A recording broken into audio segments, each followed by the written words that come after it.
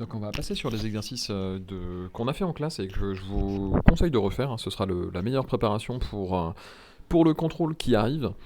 Et donc dans ces exercices, on étudie tout ce qui concerne la solubilité, la limite de solubilité, etc.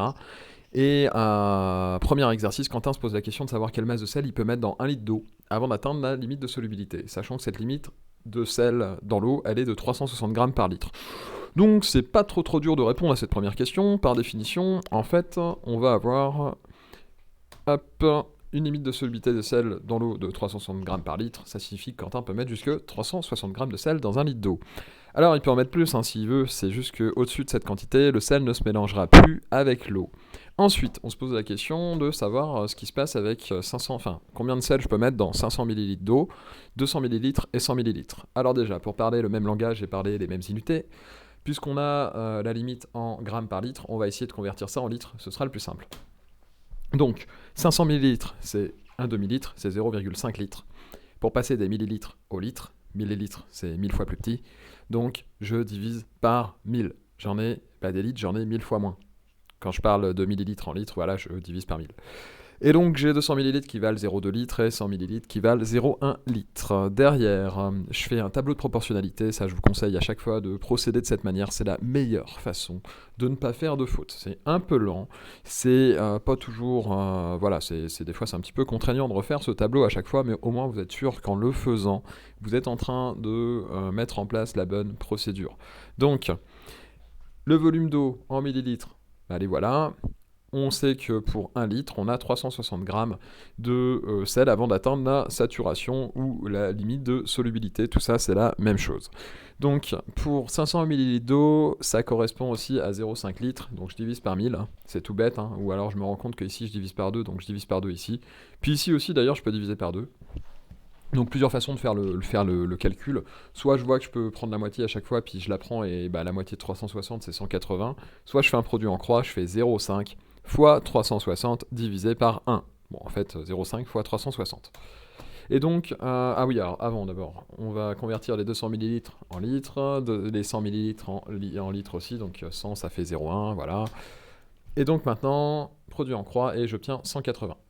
Ici, je peux faire exactement la même chose et j'obtiens 72 grammes avant la saturation et puis 36 grammes avant d'atteindre la saturation si j'ai 100 ml d'eau. Donc après, ce que je peux dire, c'est que les quantités de sel maximales avant saturation que l'on peut mettre dans 0,5 litres d'eau, 0,2 litres et 0,1 litre sont respectivement 180 grammes, 72 grammes et 36 grammes.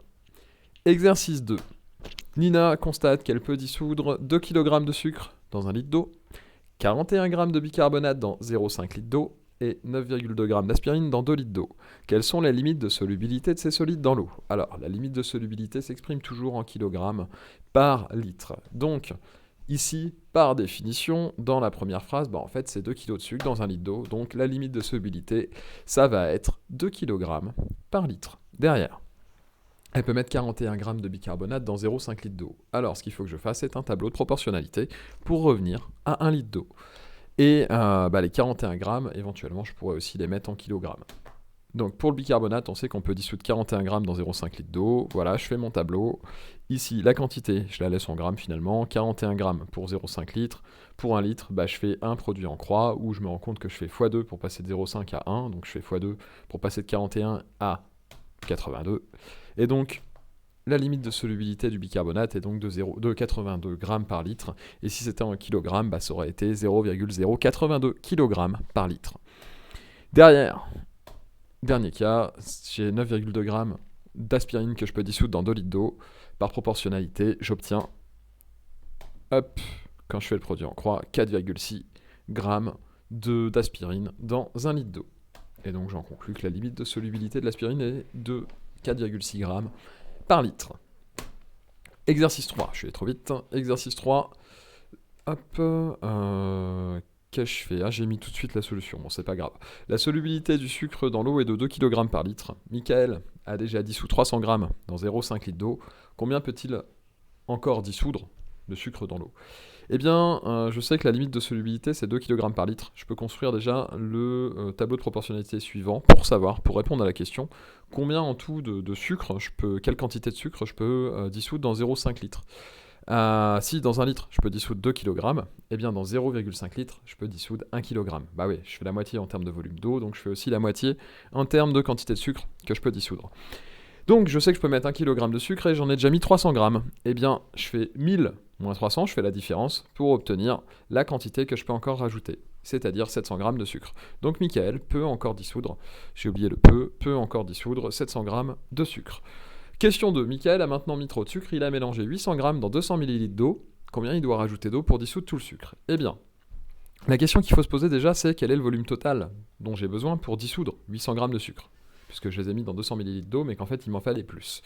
Eh bien déjà, je construis un tableau de proportionnalité, à nouveau. Donc, très très dur, hein, à chaque fois je reprends les mêmes données. Et là je me dis pour 800 grammes de sucre, de combien d'eau j'ai besoin? Je fais le calcul, je fais donc mon produit en croix, 1 fois 800 divisé par 2000, et j'obtiens 0,4 litres ou encore 400 millilitres. Hop, donc pour dissoudre 800 grammes de sucre, Michael, chaque fois j'oublie les verbes, aura donc besoin d'un total de 400 millilitres d'eau. Il a déjà mis 200 millilitres. Combien il doit mettre pour aller de 200 à 400? Eh bien je fais 400 moins 200, la différence, et il doit remettre exactement la même quantité d'eau, enfin le même volume d'eau, il doit remettre 200 millilitres. Donc Michael doit donc rajouter 200 millilitres d'eau pour pouvoir dissoudre tout le sucre. Dernier exercice, donc là c'est pour plutôt maîtriser ces notions de vocabulaire. Alors d'ailleurs en parlant de ça, sur la première question, il y a un petit abus de langage. Quels sont les minéraux qui sont solubles dans l'eau? Je suis pas sûr que pour ce qui est de la farine, on puisse parler de minéral. Je pense qu'on va plus parler de la matière organique. Donc, parce que tout ce qui est minéral, c'est plutôt réservé normalement à ce qui ressemble à tout ce qui est lié un peu aux pierres, etc. Là voilà, pour la farine minérale, on repassera, je suis pas sûr que ce soit le bon terme. Mais bon, c'est pas grave, on comprend l'idée. En gros, qu'est-ce qui va se dissoudre dans l'eau? C'est très simple, hein, il suffit de regarder visuellement si ça s'est mélangé ou pas. Alors, l'eau et le sable, ça ne se mélange pas, on le sait, sinon ça se verrait tout de suite à la mer, hein. On n'aurait pas de sable. Donc ça ne se mélange pas, bien évidemment, le sable tombe dans le fond. Eau et sel, ça se mélange. Eau et farine, ça ne se mélange pas. Eau et sucre, ça se mélange. Et eau plus sulfate de cuivre, eh bien visiblement ça se mélange, puisqu'on n'a qu'une seule phase, on n'a qu'une seule espèce, on voit qu'une seule solution. Donc tout ça c'est mélangé. Donc les minéraux solubles dans l'eau sont le sel, le sucre et le sulfate de cuivre, car les mélanges obtenus sont homogènes. Alors homogène, ça veut dire que ça s'est mélangé, hétérogène, ça veut dire que ça ne s'est pas mélangé. Quels sont les solutés et le solvant dans ce cas-là pour ces trois solutions? Donc ça c'est la question 2. Pour les mélanges homogènes, eh bien derrière, les solvants, dans tous ces mélanges homogènes, le solvant c'est l'eau, puisque à chaque fois, donc c'est le liquide dans lequel on met la partie solide. Le liquide ici c'est l'eau. Donc le solvant c'est l'eau. Les solutés c'est quoi?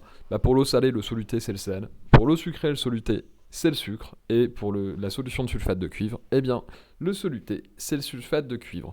Voilà, donc vous me refaites ces exercices et a priori si vous me faites bien ces exercices et vous me revoyez bien l'ancien contrôle et les corrections là, que j'ai mises dans l'autre vidéo, il n'y a aucune raison que vous n'ayez pas une note tout à fait correcte à ces contrôles là. Je pense pas que je vous piégerai, donc à vous de refaire les exercices.